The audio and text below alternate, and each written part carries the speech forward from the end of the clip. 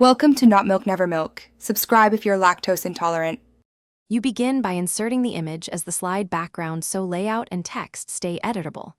Right-click the slide thumbnail, choose Format Background, then select Picture or Texture Fill.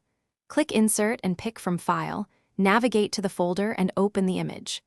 Once loaded, make sure the image aligns with the slide framing. It becomes the background layer, not a floating picture.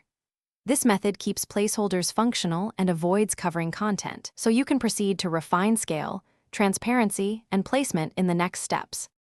Once the image is applied, you fine-tune how it appears behind content. Use offset X and Y plus scale options to move or zoom the image so key elements aren't behind text. If text contrast is weak, increase transparency to about 0.2505. This mutes the image while preserving visual interest. You can also tile the picture as a texture for patterns, or use crop to fill to ensure the picture covers the slide without distortion. Make sure to preview with the actual slide text. To complete, decide whether the image is for a single slide or the whole deck. Click Apply to All for consistency, or Close to keep it single. Save your presentation as a PPTX so the background stays editable. Export to PDF or images only after checking contrast and alignment.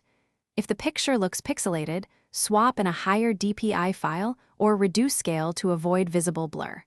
If the image hides controls, reset the slide layout or edit the slide master. That usually fixes persistent layout conflicts. Thanks for watching. If this was helpful, leave a like and consider subscribing. See you next time.